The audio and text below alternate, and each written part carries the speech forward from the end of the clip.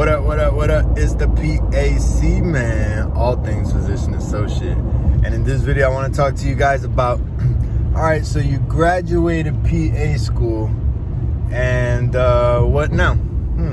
So a couple of things that need to be done upon graduation is, one, you need to pass the PANCE, man. The PANCE, man. And as far as the PANCE goes, statistics will show that PA school does a phenomenal job of preparing you for the PANCE.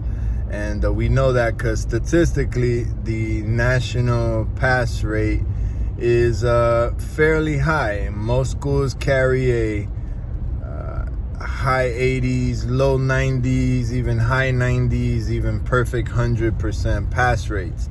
And that really just reflects how prepared they've set you up for to take the PANCE. So kudos to PA schools out there doing the most, man. You know, as far as 100%, I never expect 100% pass rate from a school year over year like that, partly because there's always going to be a bad seed, man. There's always going to be the one person that just doesn't get it, or the person that thinks they could wing it, or whatever the case may be, and ultimately that affects the pass rate. But, you know, if I see a PA program, if you're looking at PA schools to apply for, you want to look at a school that, one, has amazing accreditation, and an amazing accreditation track record, meaning they've never been on any type of probation or provisionary state, meaning their license or essentially their certification for that accrediting body has never been compromised or is not at risk of being taken from them. And then also you want to look at their pass rate. Some might say you should also look at their attrition, which essentially is a fancy word for saying their ability to retain you, meaning you started the program and you were able to complete the program. But PA school is, one, very rigorous, and two, you cannot work during PA school, and I understand that financially to be able to support yourself for 2.5 years like that is not possible for all. So the retention rate is sometimes not perfect, and that's understandable for me. Others might say that placement rate is an important metric to look at when considering a PA program. But placement meaning you've graduated and they're able to find you a job. To each his own, man. You know, you got to get out there and you got to find your own job. You know, the school has resources and things of that nature in place to help assist and help facilitate that. But ultimately it's not their responsibility to find you a job. Anyway, so that's one thing. Two is, as far as you've passed the PANCE, what's next? So the next step essentially is to get licensed in your state. So for instance, I'm in Florida, so Florida licensure. And then what's the next step after that is you need to find a job, man. And as far as finding a job goes, a couple of different things that I use that I'll share with you today, and that may or may not be helpful. One, I used Indeed. Indeed by far is the front runner as far as a platform that allows employers to find, the correct, candidate for the position that they're seeking to fill, and vice versa. So Indeed most certainly is one to consider. And additionally, I used LinkedIn. I don't think a lot of people really know about LinkedIn. As far as some of my classmates, I've mentioned LinkedIn, and some of them were like, where, how? So on LinkedIn itself, if you didn't already know, there's a little job section. Not a little job section, but there's a little tab. You click on jobs and that brings you to their job section. And I've gotten plenty of interviews from just LinkedIn. And it's funny because one of the interviews, the doc said, you're the only one who applied for the position. And I said, I gave him a piece of advice. I said, try posting it on Indeed. I think you'll get more bites that way.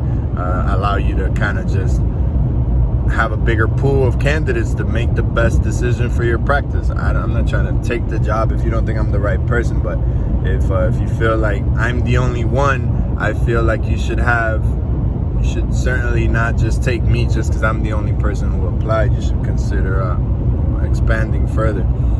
So LinkedIn.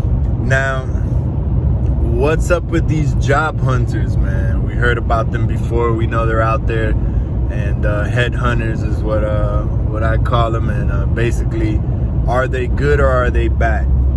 So they are, in my personal opinion, I think headhunters are an additional tool in the toolbox, meaning a hammer is great when you need a hammer, but it's not the only tool in the box, all right? So I say attack, the word of mouth, attack when you do your clinical rotations while you're in PA school, network, build those communications, because it's a small community at the end of the day, and those people will find you jobs or will reach out to you if positions become available. Attack LinkedIn, attack ZipRecruiter, Monster, whatever the case may be. Attack it all, but also use headhunters, man. You have nothing to lose. It's a free service. Essentially, the way a headhunter works is they go into contract with hospitals or doctors or clinics or private practices across the country, and basically they work out a negotiation with that particular practice to find them someone to fill that position. So the practice is the person who's paying for that service, right? Like, hey, you paid me, 1% of this person's salary, and I'll go as a finder's fee, one-time finder's fee, and I'll go and I'll find them for you. I'll seek all over the country and find I'll vet them, and I'll make sure I find you the perfect candidate to fill that position. So the good, the bad, and the ugly about headhunters.